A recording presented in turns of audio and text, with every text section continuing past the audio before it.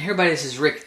I want to dissolve the illusion, or actually the confusion behind what people think a chest register and a head register. They think they're just a chest or they're just a head. Well, you know, that's not true. Opera singers, bel canto, specifically incorporate a coordination of the chords that are adducted chords, where they phonate in a way, and I'll explain what phonating is. Phonating and adduction means when your chords come together and they vibrate, and there's that space in between that allows a little bit of air to go through. That's called phonating, and adduction actually is when they come together and they come apart simultaneously, like a flutter, like when you speak. When you talk, they go together for a second and then they come apart for air. They open up. So when you're singing, you have, for an untrained singer, you have basically two types of voice. You have your chest, which is your speaking voice, where you can go up and sing na na na na na, and you're that's pretty much all you got.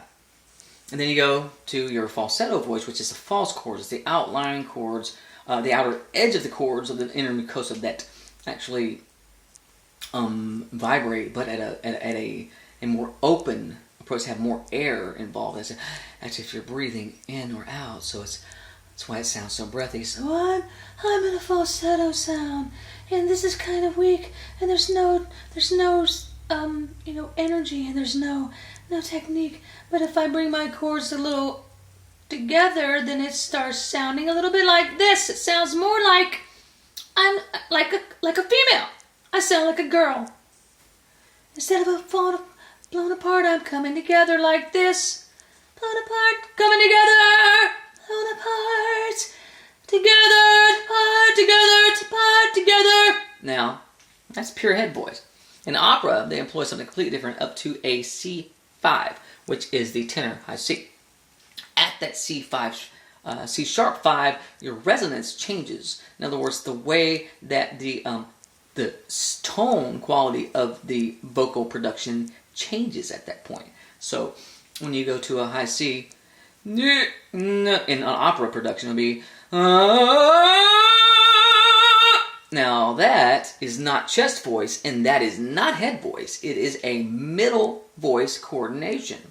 What is a middle voice coordination? It's a good question. It's not chest voice, because if you tried to sing a high C in chest voice, you could do it if you're a first chair tenor, and it would still be a little hard and straining, but you couldn't do it often because you're beating your chords up. So you could go and scream it out, okay? Or you could use a head voice and cover it, which covering means basically you're lowering your larynx and having a dopey sound,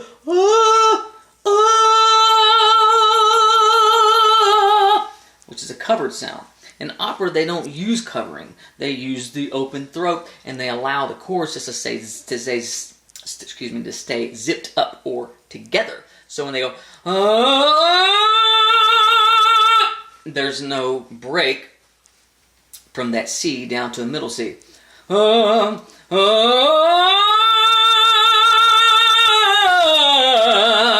And if you notice, the larynx stays very low. It's displaced. It's out of the way completely, so it's allowing the chords to adduct. So there is a middle voice. It's not just head voice and chest voice, because you can't perform a male C5 in chest voice, even a first chair tenor, over time. It wouldn't sound like that. The overtones would not exist, and it wouldn't sound as thin as a head voice. Head voice would be a little bit more overtone, a little bit less projection, or that meatiness is what I call it. So the meatiness will be So this has just been a lesson on middle voice that does exist, and if you can thin that middle voice out a little bit and to take a little bit of the pressure off it, instead of being so heavy, just yeah, then you don't have a problem with no no no no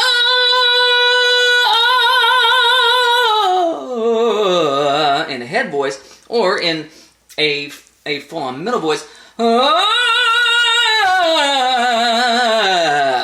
So this has been a little demonstration of middle voice.